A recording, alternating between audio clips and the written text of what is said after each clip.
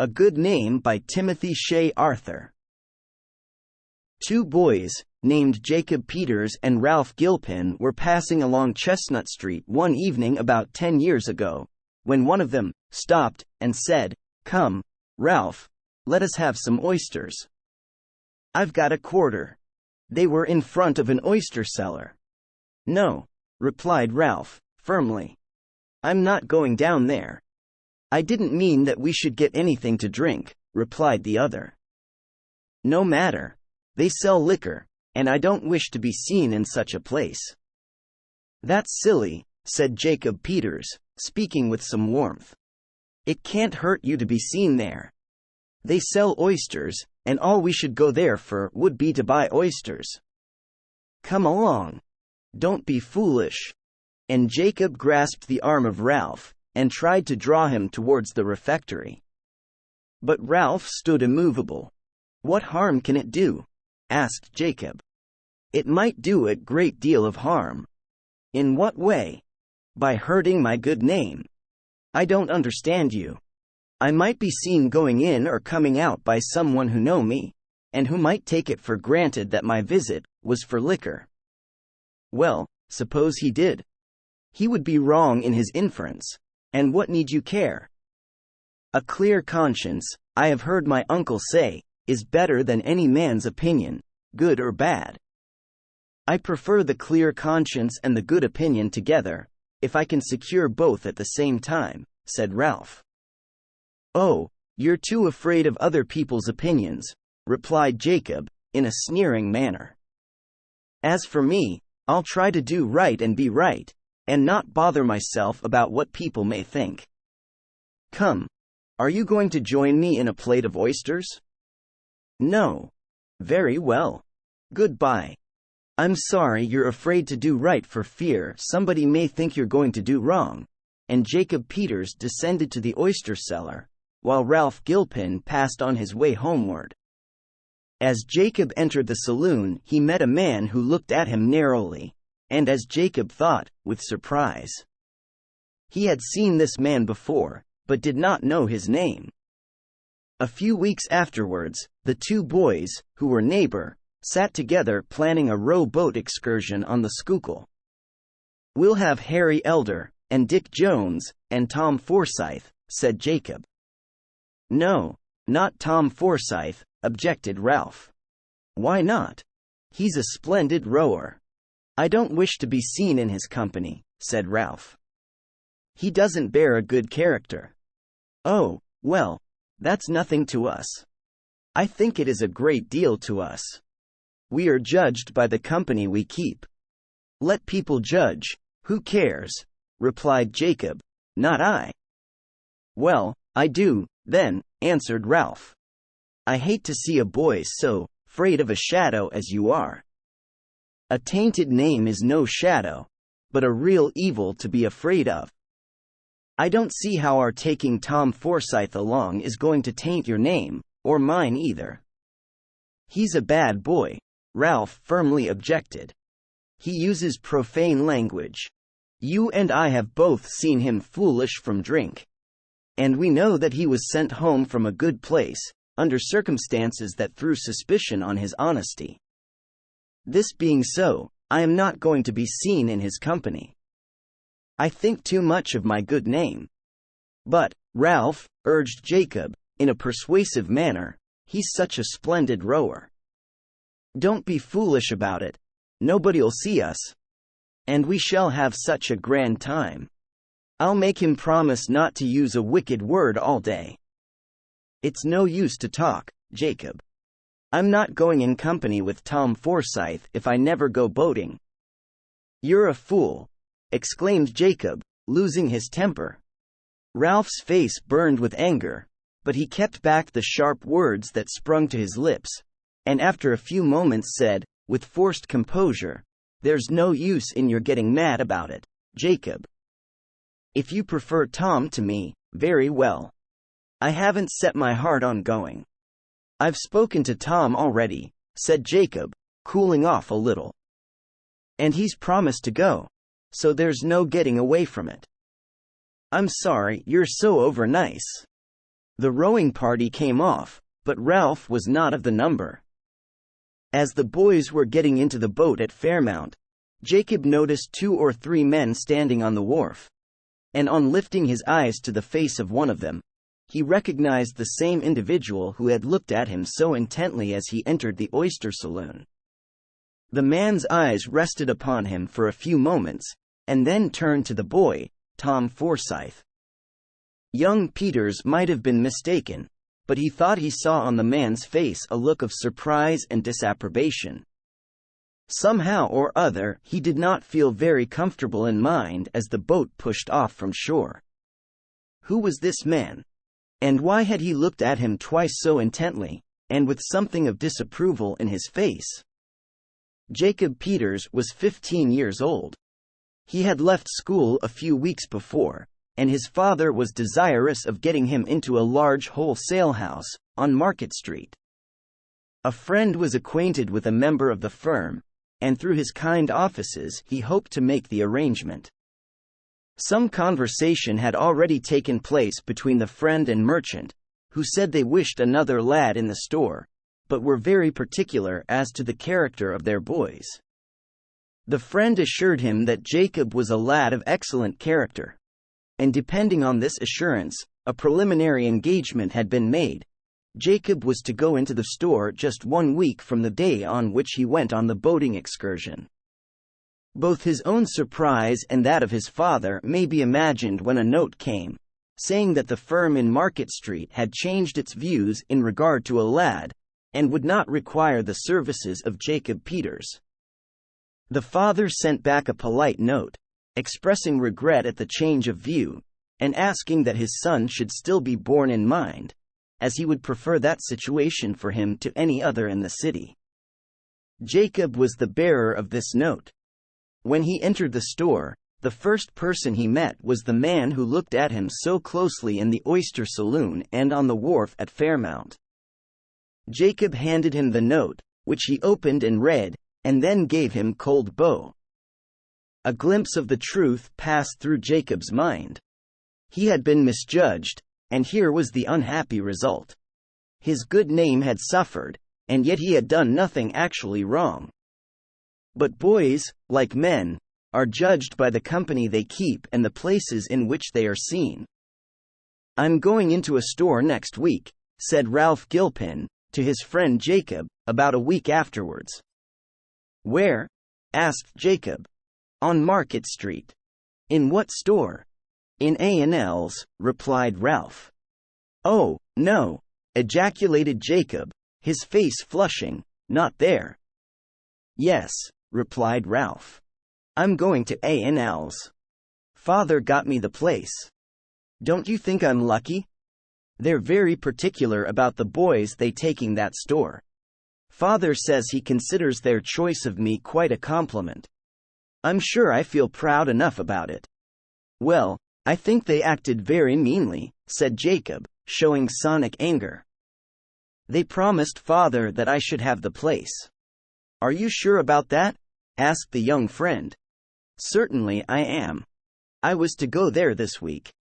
But they sent Father a note, saying they had changed their minds about a boy." "Perhaps," suggested Ralph, "you were seen going into a drinking saloons or in company with Tom Forsyth. You remember what I said to you about preserving a good name?"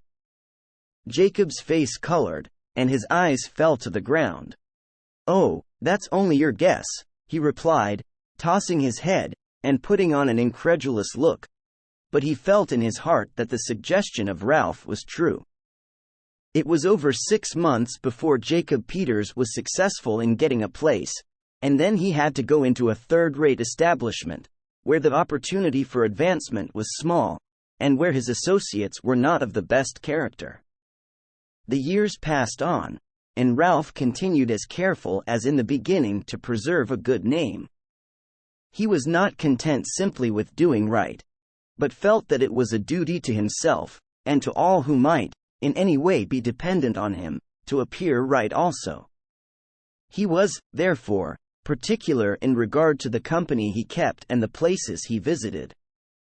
Jacob, on the contrary, continued to let inclination rather than prudence govern him in these matters.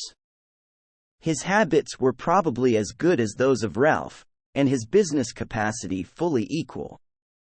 But he was not regarded with the same favor, for he was often seen in company with young men known to be of loose morals, and would occasionally visit billiard saloons, tenpin alleys, and other places where men of disreputable character are found. His father, who observed Jacob closely, remonstrated with him occasionally as the boy advanced towards manhood, but Jacob put on an independent air, and replied that he went on the principle of being right with himself. "You can't," he would say, "keep free from misjudgment, do what you will. Men are always more inclined to think evil of each other than good. I do nothing that I'm ashamed of." So he continued to go where he pleased, and to associate with whom he pleased, not caring what people might say. It is no very easy thing for a young man to make his way in the world.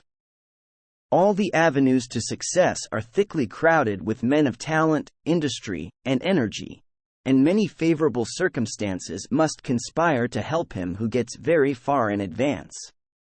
Talent and industry are wanted in business, but the passport of a good character must accompany them, or they cannot be made rightly available to their possessor.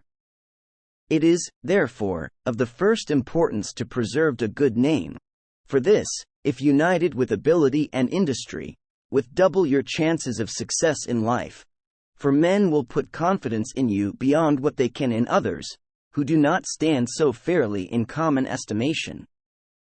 In due time, Ralph Gilpin and Jacob Peters entered the world as men, but not at equal advantage. They had learned the same business, and were both well acquainted with its details, but Ralph stood fairer in the eyes of businessmen, with whom he had come in contact, because he had been more careful about his reputation. While Jacob was 23 years of age, he was getting a salary of $1,000 a year, but this was too small a sum to meet the demands that had come upon him. His father, to whom he was tenderly attached, had lost his health and failed in business. In consequence of this, the burden of maintaining the family fell almost entirely on Jacob. It would not have been felt as a burden if his income had been sufficient for their support.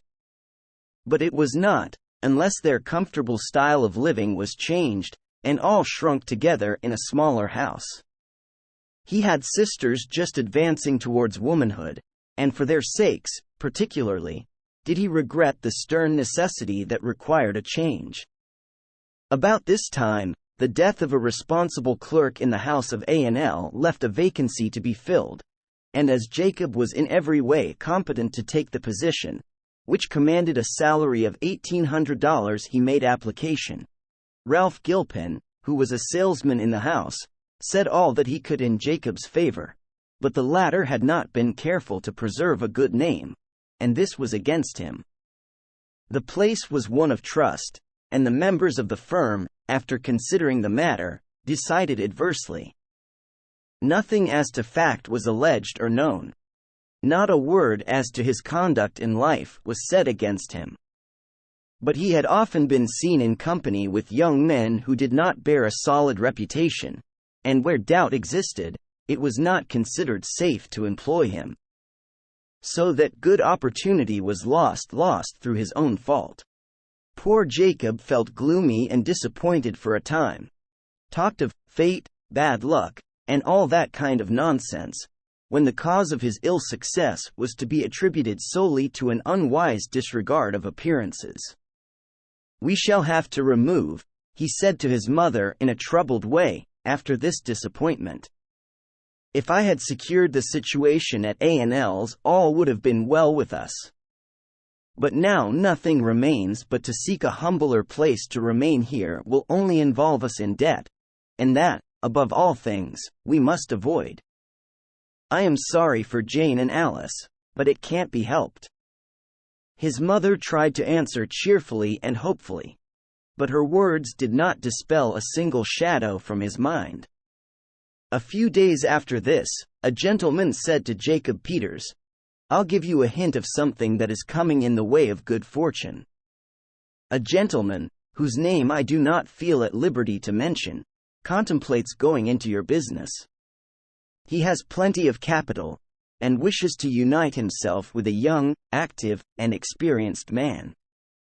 2 or 3 have been thought of you among the rest. I believe it has been finally settled that Jacob Peters is to be the man. So let me congratulate you, my young friend, on this good fortune." And he grasped the hand of Jacob, and shook it warmly. From the vale of despondency, the young man was at once elevated to the mountain top of hope, and felt, for a time, bewildered in prospect of the good fortune awaited him. Almost in that very hour the capitalist, to whom his friend referred, was in conversation with Mr. A, of the firm of A&L. "I have about concluded to associate with myself in business young Jacob Peters," said the former, "but before coming to a final conclusion, I thought it best to ask your opinion in the matter." "You know the young man?" "Yes," replied Mr. A. "I have known him in a business way for several years. We have considerable dealing with the house in which he is employed." "What do you think of him?" "He is a young man of decided business qualities." "So it appears to me." "And you think favorably of him?" "As to the business qualification, I do," replied Mr. A, placing an emphasis on the word business. "Then you do not think favorably of him in some other respect?" Mr. A was silent. "I hope," said the other, "that you will speak out plainly. This is a matter, to me, of the first importance. If you know of any reason why I should not associate this young man with me in business, I trust you will speak without reserve." Mr. A remained silent for some moments, and then said, "I feel considerably embarrassed in regard to this matter. I would on no account give a wrong impression in regard to the young man. He may be all right, is all right, perhaps, but what, sir? I have seen him in company with young men whose characters are not fair. And I have seen him entering into and coming out of places where it is not always safe to go." "Enough, sir, enough," said the gentleman, emphatically, "the matter is settled. It may be all right with him, as you say. I hope it is. But he can never be a partner of mine. And now, passing from him, I wish to ask about another young man, who has been in my mind second to Peters." "He is in your employment?" "Ralph Gilpin, you mean?" "Yes. In every way unexceptionable. I can speak of him with the utmost confidence. He is right in all respects, right as to the business quality, right as to character, and right as to associations. You could not have a better man." "The matter is settled, then," replied the gentleman. "I will take Ralph Gilpin if neither you nor he objects." "There will be no objection on either side, I can answer for that," said Mr. A, and the interview closed. From the mountain top of hope, away down into the dark vale of despondency, passed Jacob Peters, when it was told him that Ralph Gilpin was to be a partner in the new firm which he had expected to enter.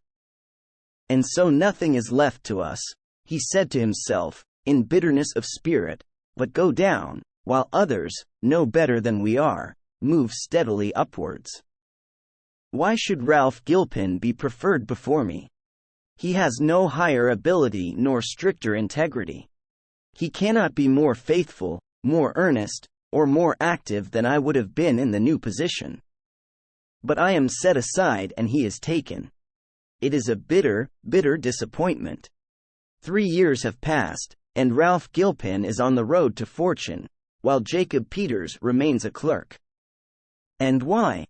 The one was careful of his good name, the other was not. My young reader, take the lesson to heart. Guard well your good name. And as name signifies quality, by all means guard your spirit, so that no evil thing enter there, and your good name shall be only the expression of your good quality. End. Subscribe to my channel to receive notifications of new audiobooks. If you liked the material, you can give it a thumbs up.